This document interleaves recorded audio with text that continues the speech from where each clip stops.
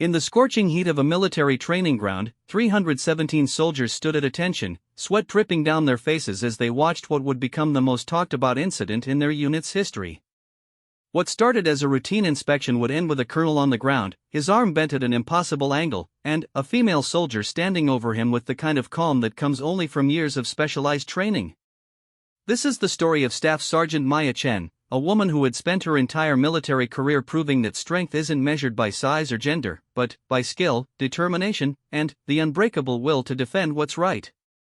On that sweltering Tuesday morning, she would teach an entire battalion a lesson that would echo through the halls of military justice for years to come. Some moments define us. Some moments change everything. And some moments happen so fast that they leave everyone watching wondering if they really saw what they think they saw. This is the story of one such moment, and the extraordinary woman who made it happen. Staff Sergeant Maya Chen had always been different from the other soldiers in her unit.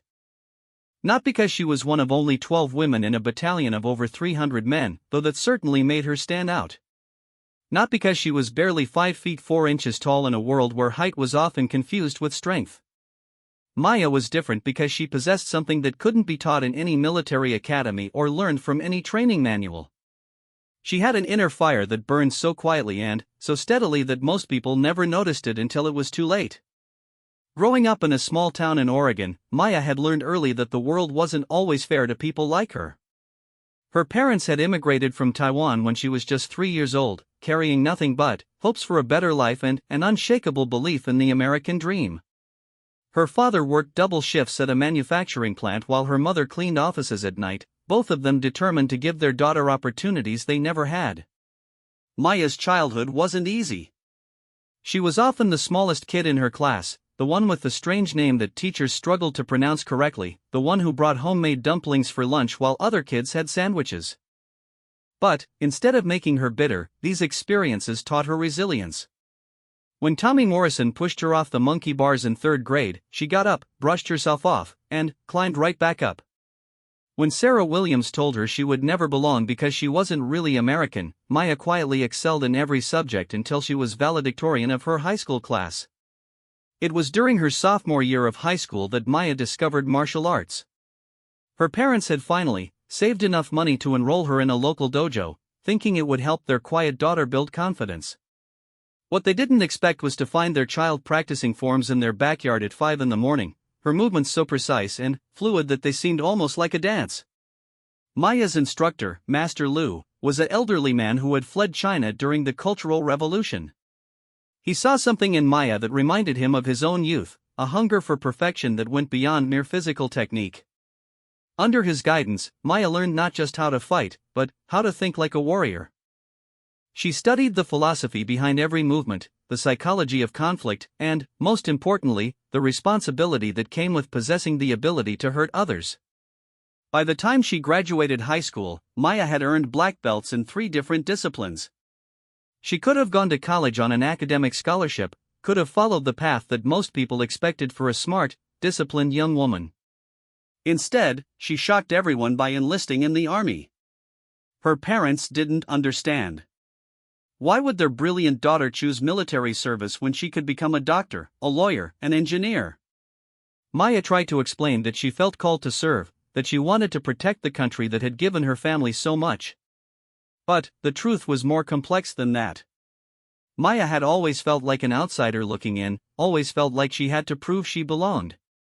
The military, she thought, would be different. In the army, your worth was measured by your performance, not your background. Basic training was everything Maya had expected and nothing like what she had prepared for. The physical challenges were manageable, her years of martial arts training had given her a solid foundation of strength and endurance. The mental challenges were more difficult. Learning to take orders without question went against every instinct she had developed, every lesson Master Lu had taught her about thinking for herself. But Maya adapted, as she always had. She watched and learned, figuring out which drill sergeants responded to what kind of approach, which fellow recruits could be trusted, which situations required her to speak up and which required her to stay silent. By the end of basic training, she had earned the respect of her instructors and the grudging admiration of her fellow soldiers. Her first assignment was to Fort Braxton, a sprawling military installation in North Carolina that housed the 147th Infantry Battalion. The base was like a small city, complete with its own schools, hospitals, shopping centers, and housing complexes. Maya was assigned to Charlie Company, 3rd Platoon, under the command of Lieutenant Colonel James Hawthorne.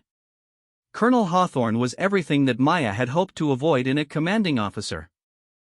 A career military man with 23 years of service, he had old-fashioned ideas about a woman's place in the armed forces. He wasn't openly hostile, but he made it clear through 1,000 small actions that he viewed Maya's presence as a disruption to the natural order of things. Maya's bunk was in the same barracks as the men, separated only by a thin partition and a curtain that provided minimal privacy.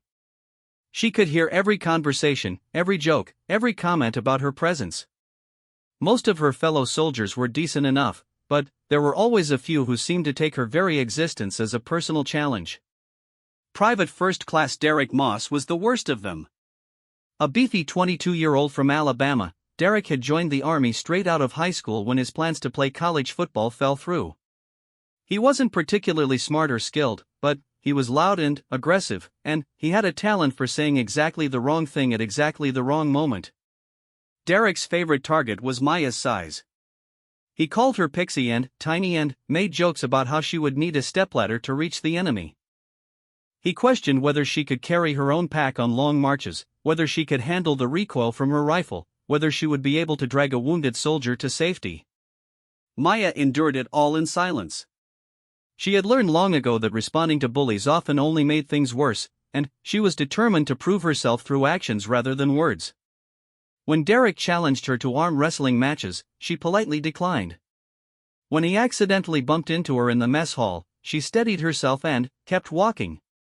When he made crude comments about what women were really good for, she focused on her training and ignored him completely.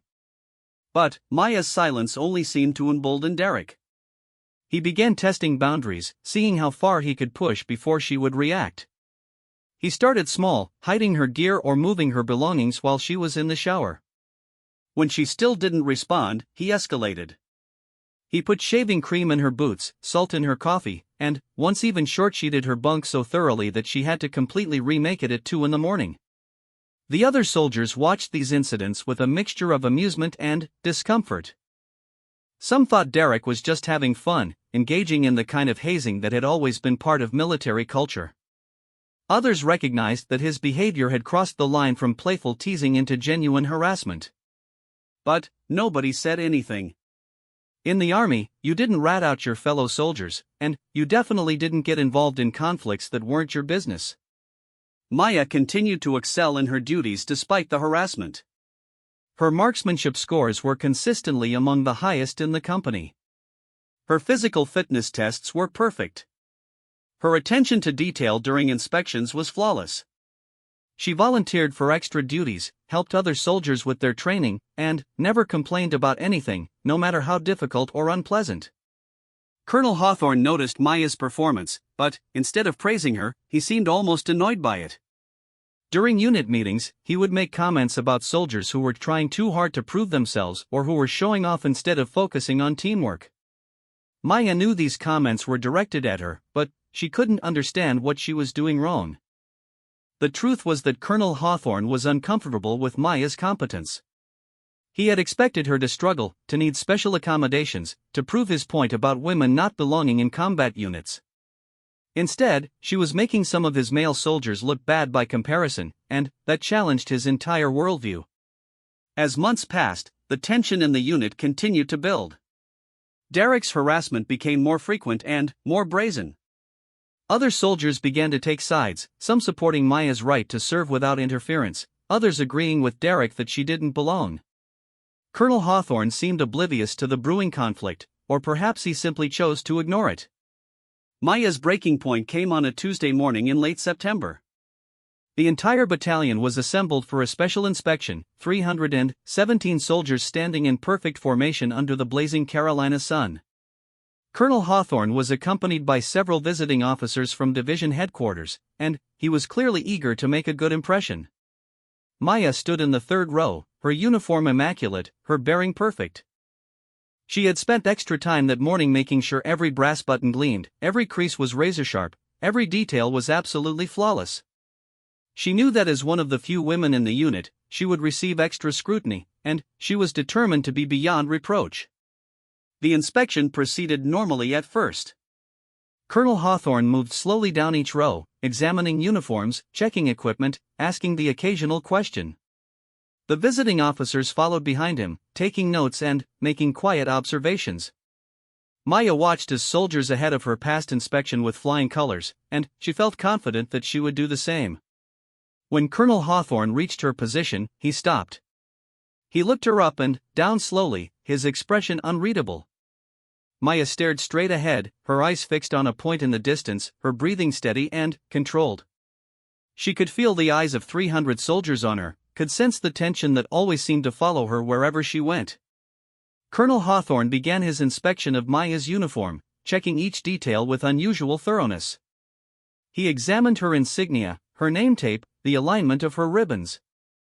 He looked at her boots, her belt, the way her sleeves were rolled. He spent far more time on her than he had on any other soldier, and Maya could feel her jaw tightening with each passing second.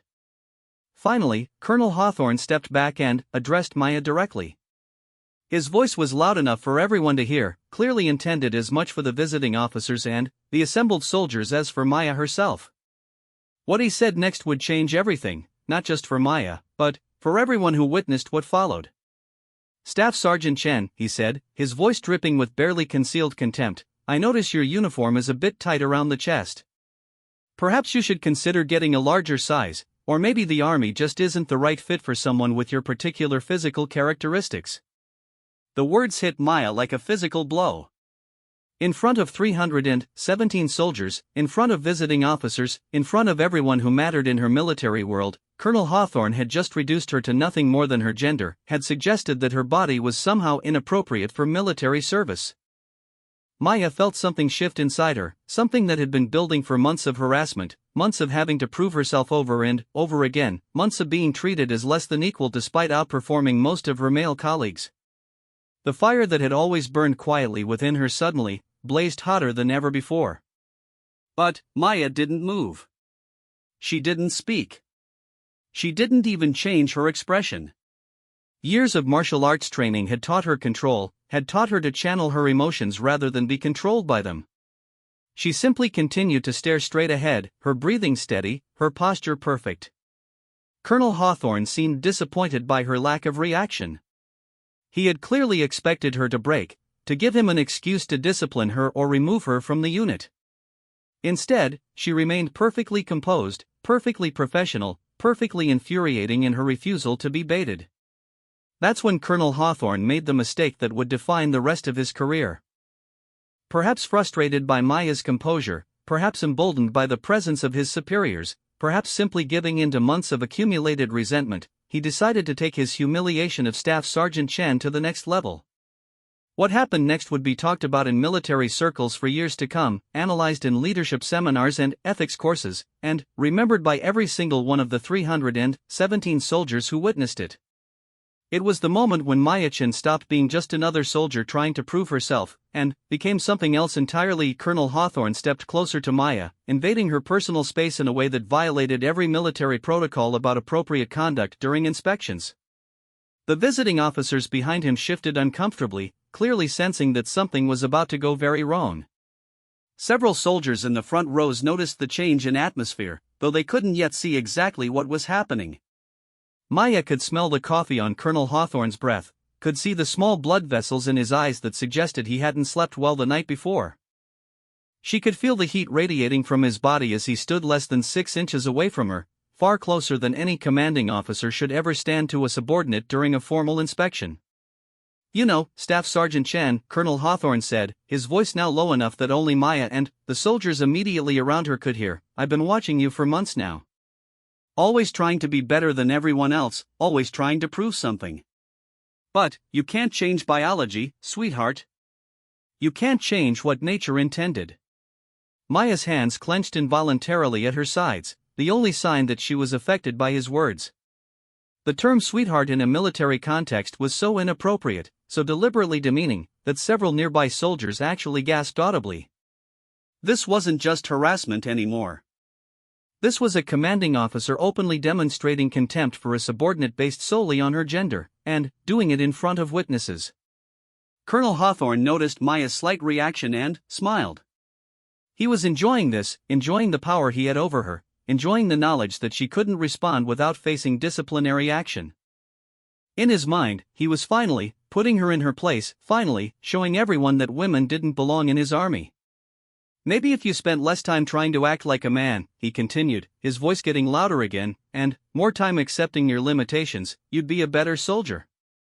Or better yet, maybe you'd find a nice civilian job where you could use your natural talents more appropriately. The innuendo was unmistakable. Colonel Hawthorne had just suggested, in front of 300 witnesses, that Maya would be better suited to work involving her sexuality rather than her military skills. The implication was clear, disgusting, and completely unacceptable by any standard of military conduct. Maya felt the blood rushing in her ears, felt every muscle in her body tense with barely controlled rage. But she also felt something else, something that Master Lu had taught her years ago. In moments of extreme stress, when your body wants to react with violence, your mind must become perfectly calm. The greater the provocation, the more important it becomes to maintain control. She breathed deeply, centering herself, finding that place of perfect balance that she had discovered in countless hours of meditation and training. Her heart rate slowed. Her muscles relaxed slightly. Her mind became crystal clear, focused not on her anger but on the situation developing around her. Colonel Hawthorne was disappointed again by Maya's composure. He had expected tears, or anger, or some kind of emotional outburst that would justify the disciplinary action he was clearly planning. Instead, she remained perfectly still, perfectly professional, perfectly maddeningly unresponsive to his attempts to break her. That's when Colonel Hawthorne made his fatal mistake. Perhaps believing that Maya's silence indicated weakness, perhaps frustrated by his inability to get a reaction, perhaps simply drunk on his own power and the presence of his audience, Colonel Hawthorne decided to take his assault to a physical level. He reached out with his right hand, ostensibly to adjust something on Maya's uniform, but his intention was clear to everyone watching. His hand moved not toward her collar or her insignia, but toward her chest, toward the area he had just finished commenting on inappropriately. Time seemed to slow down for Maya. She saw Colonel Hawthorne's hand moving toward her, saw the slight smirk on his face, saw the shock beginning to register on the faces of the soldiers around her. She had a split second to make a decision that would affect the rest of her life. Maya could have stepped backward.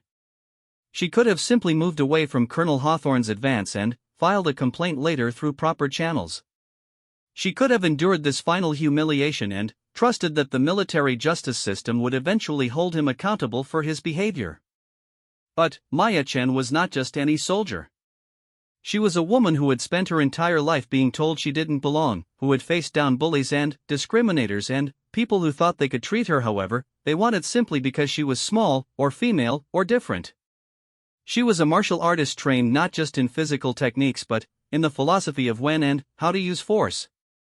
And, most importantly, she was a human being who had reached the absolute limit of what she was willing to endure. As Colonel Hawthorne's hand moved toward her body, Maya made a choice that would echo through the military for years to come. She didn't step back. She didn't cry out. She didn't appeal to the other officers for help. Instead, Maya Chen decided to defend herself. The movement was so fast that most of the watching soldiers didn't see exactly what happened. One moment Colonel Hawthorne was reaching toward Maya with a predatory smile on his face. The next moment he was lying on the ground, his right arm bent at an impossible angle, screaming in pain while Maya stood over him with the same calm expression she had maintained throughout the entire encounter.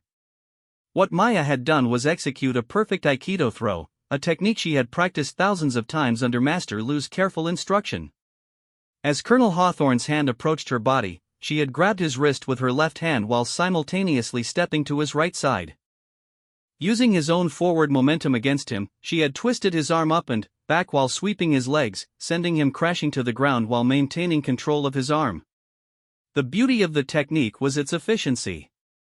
Maya hadn't struck Colonel Hawthorne with a punch or a kick. She hadn't used excessive force or lost control of her emotions. She had simply redirected his own aggressive energy back against him, using physics and leverage rather than brute strength to neutralize the threat he represented. But the results were dramatic. Colonel Hawthorne's arm was clearly broken, bent at an angle that made several soldiers feel nauseous just looking at it. He was writhing on the ground, alternating between screams of pain and furious curses directed at Maya. The visiting officers stood frozen in shock, uncertain how to process what they had just witnessed. Maya, meanwhile, remained perfectly calm. She stood at attention, her eyes fixed on that same distant point she had been staring at throughout the inspection, her breathing steady and controlled. To anyone looking at her, she appeared completely unmoved by what had just happened, as if breaking a colonel's arm was simply another routine part of military service. The 317 soldiers of the 147th Infantry Battalion stood in stunned silence, trying to process what they had just witnessed. Some were horrified by what appeared to be an assault on a superior officer. Others were secretly thrilled to see Colonel Hawthorne get what many believed he deserved. Most were simply confused, uncertain whether Maya had acted appropriately or committed a serious crime. Captain Rodriguez, the senior officer among the visiting delegation, was the first to break the spell. He rushed forward to attend to Colonel Hawthorne while simultaneously shouting orders for someone to call for medical assistance. Two other officers knelt beside the injured colonel, trying to assess the extent of his injuries while he continued to scream about court-martialing Maya and having her thrown in prison. Sergeant Major Williams, the senior enlisted man in the battalion, approached Maya cautiously. He had served for 26 years and had never seen anything quite like this. He wasn't sure whether Maya was a hero or a criminal, but he knew that she needed to be secured before the situation got any worse. "Staff Sergeant Chen," he said quietly, his voice steady but concerned, "I need you to come with me. We need to get this sorted out." Maya turned to face him, her expression still perfectly composed. "Yes, Sergeant Major," she said simply. Her voice showed no trace of the adrenaline that must have been coursing through her system, no hint of concern about the consequences of her actions. As Sergeant Major Williams led Maya away from the formation, the other soldiers remained frozen in place, unsure whether they should maintain their positions or break ranks to help their injured commander. The visiting officers continued to attend to Colonel Hawthorne, whose screams had subsided into groans of pain as shock began to set in. Private First Class Derek Moss watched Maya being led away with a mixture of fear and confusion. He had spent months harassing her, testing her limits, trying to prove that she didn't belong in his army. Now he was beginning to realize that he might have been completely wrong about what Staff Sergeant Maya Chen was capable of. The medics arrived within minutes, loading Colonel Hawthorne onto a stretcher and rushing him toward the base hospital. As they worked, one of the medics commented that the break was clean but severe, requiring immediate surgical intervention. Colonel Hawthorne would be out of commission for months, possibly permanently affected by the injury. As news of the incident spread throughout the base, reactions were swift and polarized. Some soldiers and officers were appalled that a subordinate had attacked a superior officer, regardless of the circumstances. They saw Maya's actions as a fundamental violation of military discipline and hierarchy, an assault that threatened the very foundation of military order.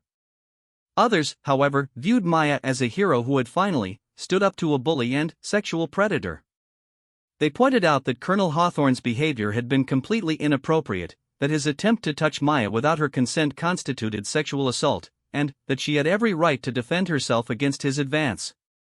The debate raged in barracks and mess halls throughout Fort Braxton. Soldiers who had served under Colonel Hawthorne for years shared stories of his inappropriate behavior, his casual sexism, and his history of making female soldiers uncomfortable. Others defended him as a good officer who might have made a mistake but didn't deserve to have his career ended by what they saw as an overreaction. Maya herself remained silent about the incident.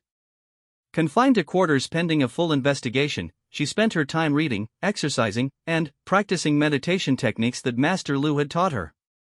She seemed remarkably unaffected by the storm of controversy swirling around her, displaying the same calm composure that had characterized her response to months of harassment.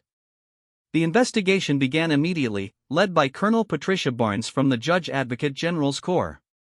Colonel Barnes was known for her thoroughness and fairness, qualities that would be essential in a case that had already attracted attention from senior military leaders and was beginning to generate interest from media outlets. Colonel Barnes interviewed hundreds of witnesses, reviewed security footage from multiple cameras around the inspection area, and carefully documented every aspect of Colonel Hawthorne's behavior toward Maya over the preceding months. What she discovered painted a picture of systematic harassment and discrimination that went far beyond the single incident that had resulted in injury. Witness after witness testified about Colonel Hawthorne's inappropriate comments, his double standards in dealing with female soldiers, and his obvious bias against women serving in combat roles. Several female soldiers from other units came forward with their own stories of uncomfortable encounters with the colonel, though none had been subjected to the level of harassment that Maya had endured.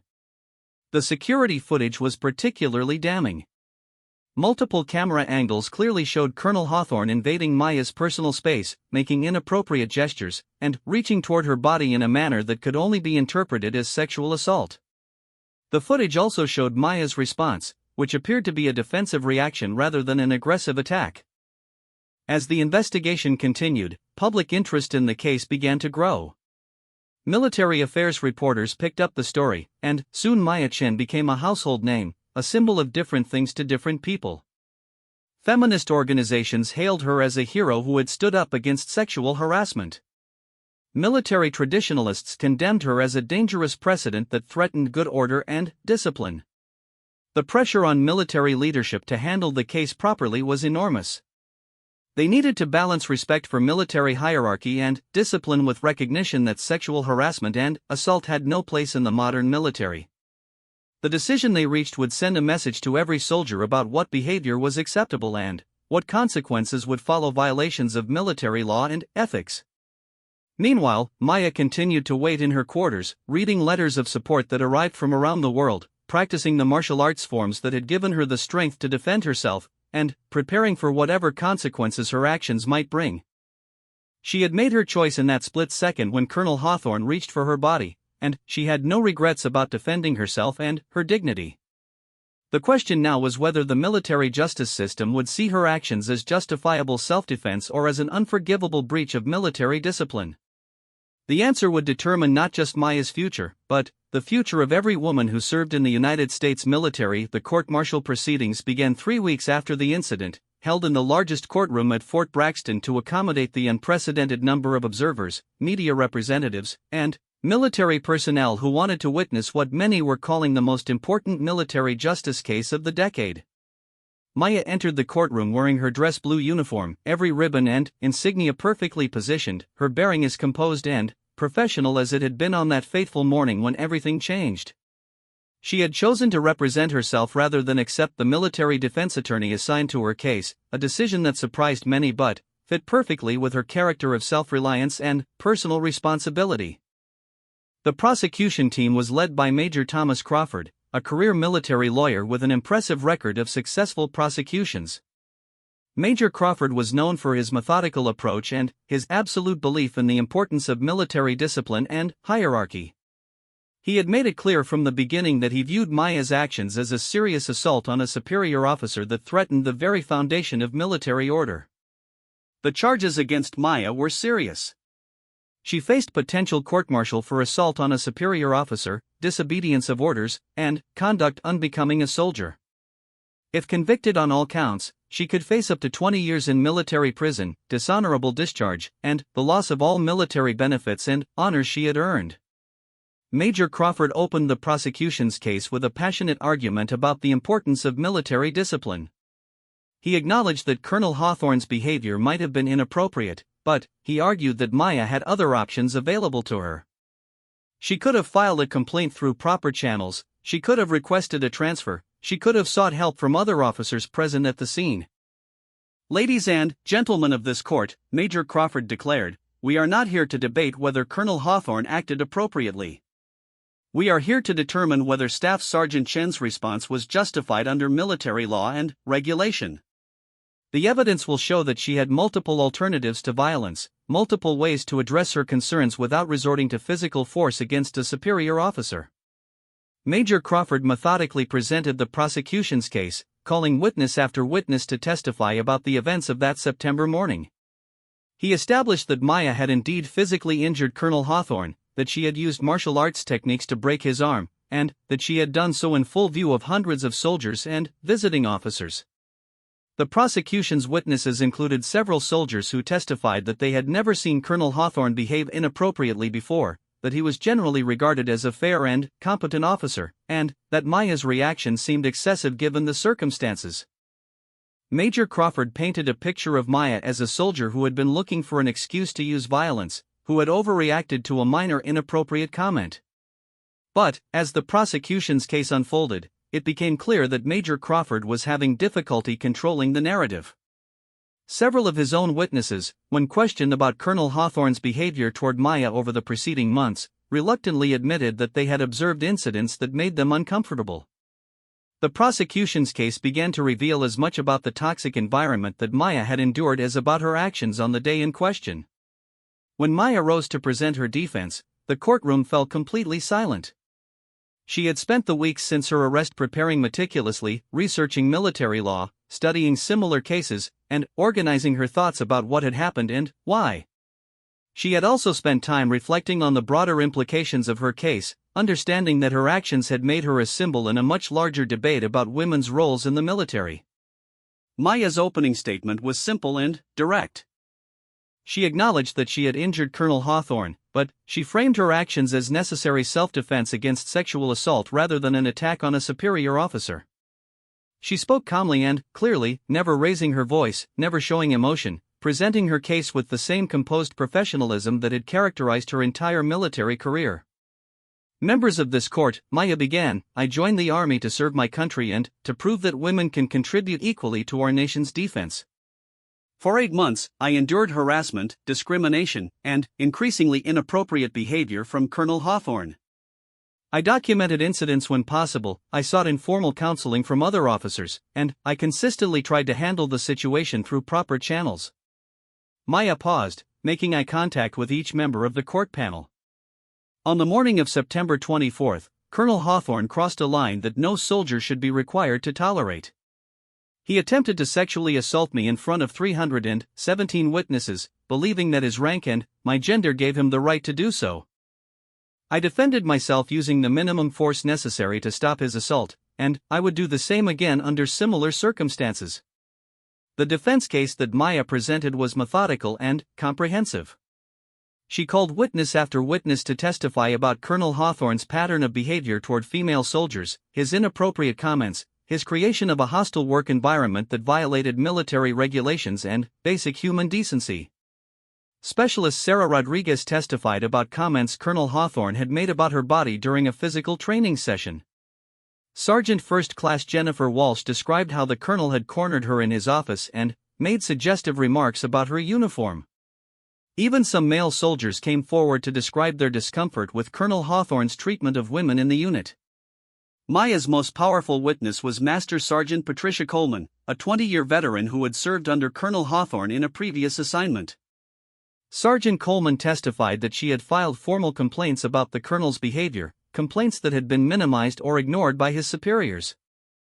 She described a pattern of sexual harassment that had continued for years, affecting multiple female soldiers across different assignments. Colonel Hawthorne believes that women in the military exist for his entertainment, Sergeant Coleman testified, her voice steady but filled with barely controlled anger. He has never accepted that we are soldiers first, women second. He has never respected our right to serve without being subjected to his inappropriate behavior. Staff Sergeant Chen did what many of us have wanted to do for years. She stood up for herself and for every woman who has ever served under his command. Maya also presented expert testimony about martial arts, self-defense, and the psychology of assault situations. Dr. Rebecca Martinez, a military psychologist, explained how victims of sexual harassment often experience a fight-or-flight response when faced with physical assault, and how Maya's reaction was consistent with recognized patterns of self-defense behavior. Master Liu, Maya's childhood martial arts instructor, traveled from Oregon to testify about the philosophical principles behind Maya's training. He explained that Maya had been taught to use force only as a last resort, only when facing imminent physical danger, and only with the minimum amount of violence necessary to neutralize a threat. Maya Chen is one of the most disciplined students I have ever taught, Master Lu testified in heavily accented English. She understands the responsibility that comes with knowledge of martial arts. She would never use violence unless she truly believed she had no other choice. If she acted to defend herself, it is because she was truly in danger. The most dramatic moment of the trial came when Maya herself took the stand to describe the events leading up to the incident. She spoke in detail about the months of harassment she had endured, the gradual escalation of Colonel Hawthorne's inappropriate behavior, and the impossible position she found herself in as a female soldier trying to excel in a hostile environment. Maya's testimony was precise and unemotional, but the cumulative effect was devastating. She described incident after incident where Colonel Hawthorne had demonstrated his belief that her gender made her inferior, unworthy of respect, and fair game for his predatory behavior. She explained how she had tried to address the situation through proper channels, only to be told that she was being too sensitive or that she needed to learn to handle such situations on her own. When Maya described the actual moment of the assault, the courtroom was so quiet that the only sound was the court reporter's fingers on her keyboard. Maya explained how she had recognized Colonel Hawthorne's intent from his body language, his facial expression, and his hand movement toward her body. She described the split-second decision to defend herself, the muscle memory from years of training taking over when her conscious mind might have hesitated. I had reached my limit, Maya testified. I had endured months of harassment, discrimination, and inappropriate behavior. When Colonel Hawthorne moved to physically assault me, I knew that submitting would not end his behavior. It would only encourage him to continue, and possibly to escalate. I could not allow myself to be violated, and I could not allow him to believe that he had the right to treat women soldiers as objects for his gratification. During cross-examination, Major Crawford tried to break down Maya's composure, to get her to admit that she had overreacted or that she had been looking for an excuse to use violence. But Maya remained calm and consistent in her testimony, never wavering from her account of events, never showing the anger or emotion that the prosecution hoped to expose. Major Crawford's most aggressive line of questioning focused on Maya's martial arts training and whether she had used excessive force in defending herself. He argued that someone with her skills should have been able to subdue Colonel Hawthorne without breaking his arm, that her response was disproportionate to the threat he represented. Maya's response was simple and devastating. "Major Crawford," she said, looking directly at him, "are you suggesting that victims of sexual assault should modulate their response based on their ability to fight back? Are you saying that because I have been trained in self-defense, I should be more willing to tolerate assault than someone without such training?" The question hung in the air like a challenge, and Major Crawford found himself unable to respond effectively. The implication of his argument was clear to everyone in the courtroom. He was essentially saying that Maya's ability to defend herself meant that she should have been more willing to submit to assault, a position that was both legally and morally indefensible. As the trial progressed, public opinion began to shift dramatically in Maya's favor. Military personnel, veterans organizations, and civilian supporters organized rallies outside the courthouse, demanding justice for Maya and accountability for Colonel Hawthorne's behavior. The hashtag #IStandWithMaya began trending on social media, with thousands of women sharing their own stories of harassment and assault. The case had become much larger than just one incident between two soldiers. It had become a referendum on how the military treated female personnel, on the culture of sexual harassment that many argued was endemic in military service, and on the right of all soldiers to serve without being subjected to predatory behavior. Colonel Hawthorne himself never testified at the trial. His lawyer argued that his injuries made him unable to participate effectively, but many observers suspected that the prosecution team was afraid of what he might say under oath. The broken arm that Maya had given him had healed poorly, leaving him with permanent limited mobility and effectively ending his military career. Instead, the prosecution relied on character witnesses who testified about Colonel Hawthorne's long service record and his previous commendations. But these testimonies only served to highlight the disconnect between his professional achievements and his personal behavior toward female soldiers. Several witnesses admitted under questioning that they had heard rumors about the colonel's inappropriate behavior but had never taken action to address it. The trial lasted 3 weeks, with testimony from over 40 witnesses and the presentation of hundreds of pieces of evidence. By the time closing arguments began, it was clear that the case had exposed serious problems with how the military handled sexual harassment and assault allegations. Even if Maya was convicted, the trial had shone a spotlight on issues that the military could no longer ignore. Maya's closing argument was brief but powerful. She stood before the court panel, composed and confident, and spoke directly about the choice she had faced on that September morning. She acknowledged the seriousness of her actions but maintained that she had acted appropriately given the circumstances she faced. "I took an oath when I joined this army," Maya concluded. "I swore to defend the Constitution against all enemies, foreign and domestic. I never imagined that I would need to defend myself against a superior officer who saw my gender as license for assault.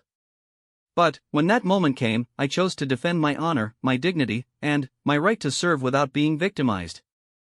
I believe that choice was correct, and I believe it sends a message that no soldier should have to endure what I endured." Major Crawford's closing argument focused on the importance of military discipline and the dangerous precedent that an acquittal might set. He argued that regardless of Colonel Hawthorne's behavior, Maya had violated fundamental military principles by using violence against a superior officer. He painted a picture of chaos and breakdown in military order if soldiers were allowed to take justice into their own hands whenever they felt wronged by their superiors. As the court panel retired to deliberate, Maya waited in the small room adjacent to the courtroom, finally, allowing herself to feel the full weight of what she had been through. For months, she had maintained perfect composure, never showing doubt or fear about her actions or their consequences. Now, with the decision out of her hands, she finally allowed herself to consider what her life would be like if she was convicted and sent to prison. The deliberation lasted 18 hours, stretching through the night and into the following day. When the court panel finally returned to announce their verdict, the courtroom was packed beyond capacity, with overflow crowds watching on closed-circuit television in adjacent buildings throughout the base. As Maya stood to hear the verdict that would determine her future, she thought about the journey that had brought her to this moment. From a small town in Oregon to a military courtroom, from a shy immigrant's daughter to a symbol of women's rights in the military, her life had taken turns that she never could have imagined. Whatever happened next, she knew that she had stood up for what was right, that she had refused to be victimized, and that she had proven that women could and would defend themselves when the system failed to protect them. The courtroom fell silent as Colonel Sarah Henderson, the president of the court panel, stood to read the verdict. The tension was so thick that several people in the gallery held their breath, afraid that even the sound of breathing might somehow influence the outcome. Maya stood at attention, her hands clasped behind her back, her expression revealing nothing of the emotions churning beneath the surface. "Staff Sergeant Maya Chen," Colonel Henderson began, her voice carrying clearly through the packed courtroom, "this court finds you not guilty of assault on a superior officer. This court finds you not guilty of disobedience of orders. This court finds you not guilty of conduct unbecoming a soldier." The courtroom erupted. Supporters of Maya cheered and applauded, while those who had favored conviction sat in stunned silence. The media representatives frantically typed on their laptops and spoke into their phones, knowing that this verdict would make headlines around the world. Maya herself remained perfectly still, showing no outward reaction to the verdict that had just cleared her of all charges. But Colonel Henderson wasn't finished. She waited for the noise to subside before continuing with a statement that would prove to be almost as significant as the verdict itself. "Furthermore," she said, "this court wishes to state for the record that Staff Sergeant Chen's actions on September 24 were justified and appropriate given the circumstances she faced. Colonel Hawthorne's behavior constituted sexual assault, and Staff Sergeant Chen had every right to defend herself against that assault. This court commends Staff Sergeant Chen for her courage in standing up for herself and for bringing attention to serious issues within our military culture that must be addressed." The second eruption of noise was even louder than the first. This wasn't just an acquittal, it was a complete vindication of Maya's actions and a direct condemnation of Colonel Hawthorne's behavior. The court panel had not only found Maya innocent but had essentially declared her a hero for defending herself against sexual assault. As the courtroom slowly returned to order, Maya finally allowed herself a small smile. She had gambled her entire military career on the belief that the truth would prevail, that military justice would recognize her right to defend herself against assault. The gamble had paid off, but the real victory was larger than just her personal vindication. In the days following the verdict, the military launched a comprehensive investigation into sexual harassment and assault throughout the service. Colonel Hawthorne was court-martialed in absentia, convicted of sexual assault and conduct unbecoming an officer, and sentenced to dismissal from service and forfeiture of all benefits. Several other officers who had failed to address his behavior over the years were reprimanded or forced into early retirement. The case had exposed the extent to which sexual harassment was tolerated or ignored within military culture, and senior leadership was finally forced to confront the reality that their policies and procedures were inadequate to protect female service members. New training programs were implemented, reporting procedures were streamlined, and a zero-tolerance policy for sexual harassment was established throughout all branches of the military. Maya became the face of this transformation, though she never sought the spotlight. She was promoted to Sergeant First Class and received several commendations for her service, but, more importantly, she was assigned to a new unit where her skills and professionalism were recognized and valued. Her new commanding officer, Lieutenant Colonel Maria Vasquez, was one of the Army's rising stars and a strong advocate for women's equality in military service. Under Colonel Vasquez's command, Maya flourished in ways that had been impossible under Colonel Hawthorne's toxic leadership. She was given increasing responsibility, leadership opportunities, and the chance to mentor younger soldiers. Her expertise in martial arts made her a valuable instructor, and she developed training programs that taught self-defense techniques to military personnel of all genders. Maya's story also inspired changes far beyond the military. Universities, corporations, and other organizations began examining their own cultures and policies regarding sexual harassment. The phrase "pulling a Maya-chan" entered popular language as a description of standing up to bullies and refusing to be victimized, regardless of the potential consequences. But perhaps the most significant impact of Maya's case was on the young women who followed her into military service. Recruitment of women increased dramatically in the months following the trial, as potential female soldiers saw that the military was finally serious about creating an environment where they could serve with dignity and respect. Many of these new recruits specifically cited Maya's example as inspiration for their decision to enlist. Private Jessica Martinez was one of these recruits. A 19-year-old from Texas who had originally planned to attend college, Jessica changed her plans after watching Maya's trial on television. She arrived at basic training with a confidence and determination that impressed her drill sergeants, and, when asked why she had chosen military service, she always gave the same answer: because Maya-chan showed me that women belong here, and that we don't have to tolerate being treated as anything less than equal. Jessica wasn't alone. Across the country, young women were making similar decisions, inspired by Maya's example to pursue military careers they might never have considered before. The military, recognizing this trend, began actively recruiting women for combat roles that had previously been closed to them, understanding that talented individuals like Maya represented valuable resources that could no longer be wasted. 3 years after the trial, Maya was promoted to Master Sergeant and assigned to the prestigious 82nd Airborne Division. She had become one of the Army's most respected non-commissioned officers, known not just for the incident that had made her famous but for her exceptional leadership skills and her commitment to mentoring the next generation of soldiers. Maya's new responsibilities included overseeing training programs designed to eliminate sexual harassment and assault from military culture. She worked with psychologists, legal experts, and military leaders to develop comprehensive approaches to prevention, reporting, and response that went far beyond the inadequate systems that had failed to protect her. The training programs Maya developed were built around the principle that preventing sexual harassment and assault was everyone's responsibility, not just the responsibility of potential victims. She taught male soldiers to recognize and intervene when they witnessed inappropriate behavior, and she taught female soldiers that they had the right and the responsibility to defend themselves when necessary. Maya's approach was revolutionary because it didn't focus on teaching women to avoid assault or to modify their behavior to reduce risk. Instead, it focused on changing the culture that allowed such behavior to flourish in the first place. She taught soldiers that sexual harassment and assault were not inevitable parts of military service but were serious crimes that violated military values and undermined unit cohesion and effectiveness. The success of Maya's programs led to her being invited to speak at military academies, staff colleges, and leadership conferences around the world. She became a sought-after speaker who could address the complex issues of military culture, leadership, and equality with both personal experience and professional expertise. But Maya never forgot the soldiers who had supported her during her darkest hours. Sergeant Major Williams, who had led her away from that faithful formation with such dignity and respect, became a close friend and mentor. He often said that watching Maya's courage in standing up for herself had taught him important lessons about leadership and the responsibility of senior enlisted personnel to protect all soldiers under their command. Private First Class Derek Moss, who had harassed Maya so mercilessly, underwent a dramatic transformation following the trial.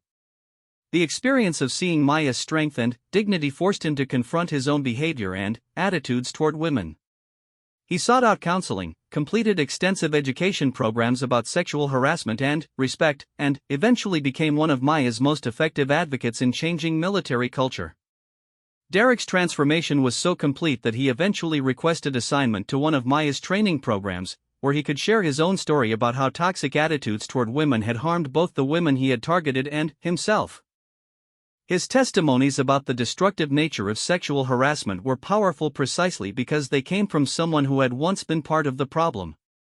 "I thought I was just having fun," Derek would tell soldiers in Maya's training sessions. "I thought I was just joking around, proving that women didn't belong in my army. But what I was really doing was creating a hostile environment that hurt everyone involved. I was being a bully and a predator, and I was undermining the very values that the Army stands for."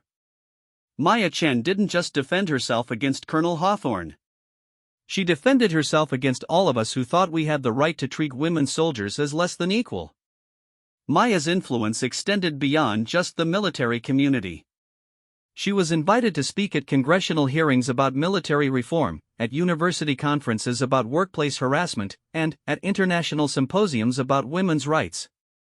Her message was always the same: everyone has the right to live and work with dignity, and everyone has the responsibility to stand up against bullying and harassment when they encounter it. But perhaps Maya's most important work was the quiet mentoring she provided to individual soldiers who found themselves in difficult situations. Her office became a safe haven for anyone dealing with harassment, discrimination, or abuse, and she made herself available at any hour to provide support and guidance. Maya's approach to mentoring was based on empowerment rather than sympathy. She taught soldiers to document inappropriate behavior, to understand their rights under military law and regulation, and to develop the confidence and skills necessary to defend themselves. She never encouraged violence, but she made it clear that self-defense was always an option when other approaches failed. Lieutenant Sarah Kim was one of the many soldiers who benefited from Maya's mentoring. A young officer who was being harassed by a superior, Lieutenant Kim came to Maya feeling helpless and considering resignation from the military. Under Maya's guidance, she learned to document the harassment, to seek support from other officers, and to use formal complaint procedures effectively. Unlike Maya's experience with Colonel Hawthorne, Lieutenant Kim's complaints were taken seriously and investigated thoroughly. The officer who had been harassing her was removed from command and faced disciplinary action, while Lieutenant Kim received the support and protection she needed to continue her military career. The difference in outcomes illustrated how much military culture had changed in the years following Maya's trial. As Maya's reputation grew, she received offers from civilian organizations, book publishers, and movie producers who wanted to capitalize on her story. She turned down all of these opportunities, preferring to remain focused on her military service and her mission of creating a better environment for all soldiers. Maya did agree to participate in a documentary about military culture and sexual harassment, but only on the condition that the focus would be on the broader issues rather than on her personal story. The documentary, which aired on national television and was used in training programs throughout the military, featured interviews with dozens of soldiers who shared their experiences with harassment and discrimination. The documentary was powerful because it showed that Maya's experience was not unique, that sexual harassment and assault had been widespread problems throughout the military for decades. But it also showed the positive changes that had occurred in the wake of Maya's case, the new policies and procedures that were protecting soldiers and holding offenders accountable. Maya's personal life remained largely private, though she did eventually marry Captain David Chen, a military intelligence officer who had served as an expert witness during her trial. David had been impressed not by Maya's martial arts skills or her famous case, but by her integrity, her commitment to service, and her quiet strength in facing adversity. Their wedding was a small, private ceremony attended only by family and close friends. Maya wore her dress blue uniform, and the couple exchanged vows that reflected their shared commitment to military service and to each other. The ceremony was a celebration not just of their love, but of the positive changes that had made it possible for women like Maya to serve with dignity and to build fulfilling personal lives while maintaining successful military careers. As Maya entered her 10th year of military service, she began preparing for the next phase of her career. She was selected to attend the Army's Command and General Staff College, a prestigious program that prepared officers and senior non-commissioned officers for leadership positions at the highest levels of the military. Her selection for this program was recognition that she had the potential to shape military policy and culture for decades to come. Maya's journey from a harassed staff sergeant to a respected military leader had taken nearly a decade, but the transformation had been remarkable. She had not only survived a system that had initially been hostile to her presence but had played a crucial role in changing that system for the better. Her legacy would be measured not just by the incident that had made her famous, but by the countless soldiers whose military service had been improved by her advocacy and leadership. 10 years had passed since that September morning when Maya Chen broke Colonel Hawthorne's arm in front of 317 soldiers. Master Sergeant Chen, now 32 years old and one of the Army's most respected non-commissioned officers, stood before a new group of recruits at Fort Benning, Georgia, where she had been assigned as the senior instructor for the Army's newly established Leadership and Ethics Training Center. The recruits before her came from all backgrounds, all genders, all walks of life, but they shared something that previous generations of soldiers hadn't always possessed. They had entered military service knowing that harassment and discrimination would not be tolerated, and that they had both the right and the responsibility to stand up against inappropriate behavior whenever they encountered it. Maya looked out at the eager young faces and saw something that filled her with pride. Among the recruits were dozens of young women who had joined the military because they had heard Maya's story, because they had been inspired by her example to pursue careers in military service. But, more importantly, she saw young men who had also been influenced by her story, who understood that creating a respectful and professional military environment was everyone's responsibility. The leadership training program that Maya had developed over the years had become a model for military organizations around the world. Foreign military leaders regularly visited Fort Benning to study her methods, to understand how the American military had transformed its culture so dramatically in such a relatively short time. The program wasn't just about preventing sexual harassment and assault, though those remained important components. It was about creating leaders who understood that true military strength came from unity, respect, and the full utilization of every soldier's talents and capabilities. Maya taught that discrimination and harassment didn't just harm individual victims, they undermined military effectiveness by creating division, destroying morale, and wasting human resources. Leadership, Maya would tell her students, is not about having power over people. It's about empowering people to achieve their full potential. A leader who uses their position to hurt, intimidate, or demean others is not a leader at all. They're a bully, and bullies have no place in our army. Maya's teaching methods were innovative because they combined traditional military leadership principles with modern understanding of psychology, group dynamics, and organizational culture. She used case studies, role-playing exercises, and real-world scenarios to help students understand the complex challenges they would face as military leaders. But Maya's most powerful teaching tool was her own story. She would tell recruits about her early years in the Army, about the harassment she had endured, about the impossible choice she had faced when Colonel Hawthorne attempted to assault her.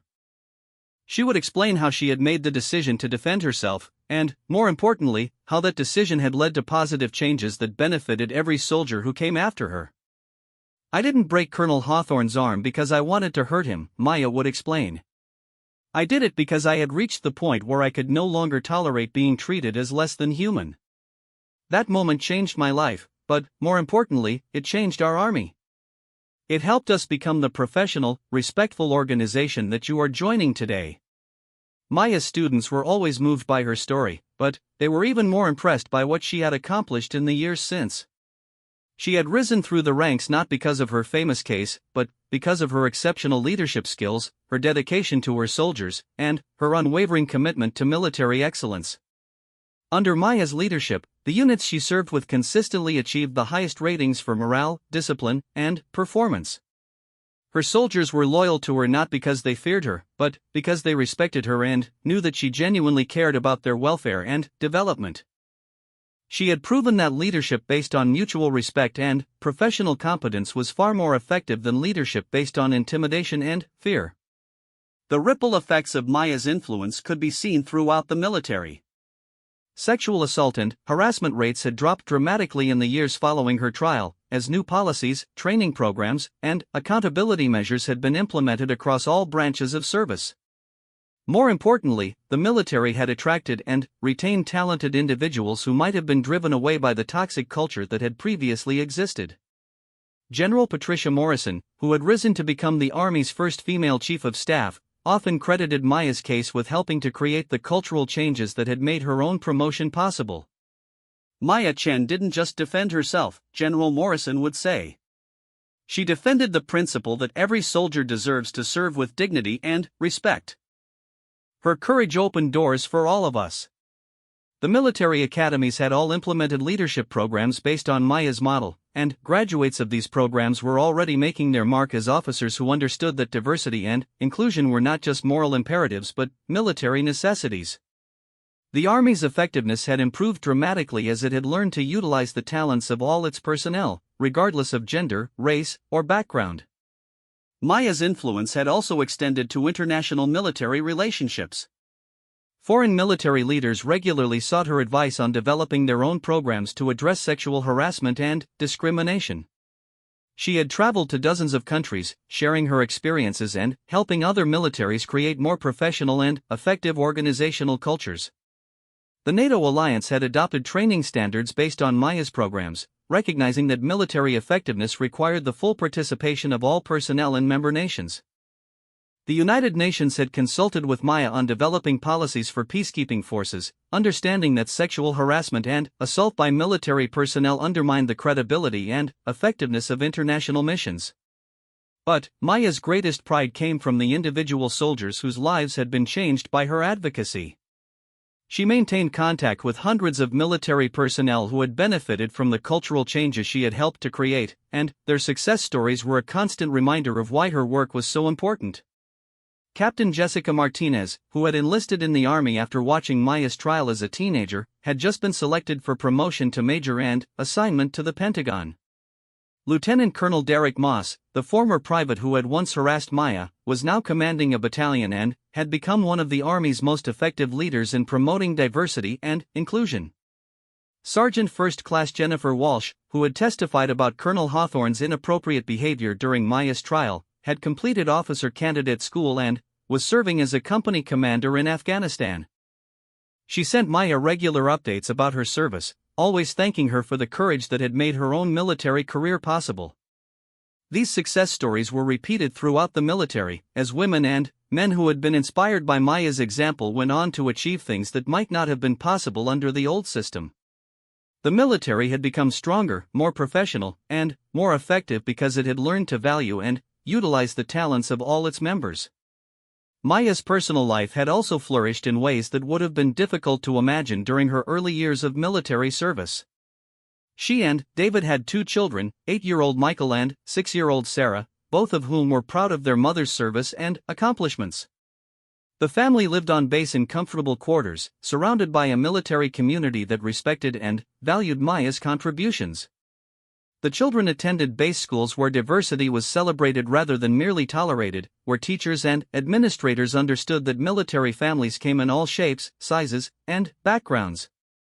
Michael and Sarah were growing up in an environment where they simply assumed that women could be soldiers, leaders, and heroes, because that's what they saw in their mother and in the other military families around them. David had also benefited from the cultural changes that Maya had helped to create. As a male military spouse whose wife had a more prominent military career than his own, he had faced some challenges in the early years of their marriage. But the military's growing understanding of diversity and inclusion had made it easier for families like theirs to thrive, regardless of traditional gender roles. Maya often reflected on how different her children's military experience would be from her own. They would grow up in a military where sexual harassment and discrimination were not tolerated, where their talents and abilities would be judged on their merits rather than their gender or background, where they could serve with dignity and respect if they chose military careers. The changes hadn't been perfect, of course.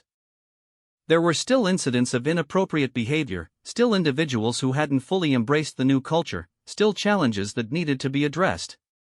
But the overall transformation had been remarkable, and Maya took pride in knowing that she had played a crucial role in creating positive change. As Maya approached her 15th year of military service, she began considering her long-term career goals.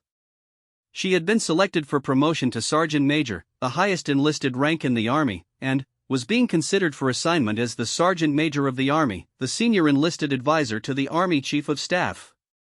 The possibility of becoming Sergeant Major of the Army was particularly meaningful to Maya because it would make her the highest-ranking enlisted soldier in the entire Army, responsible for advising senior leadership on issues affecting the welfare and development of all enlisted personnel.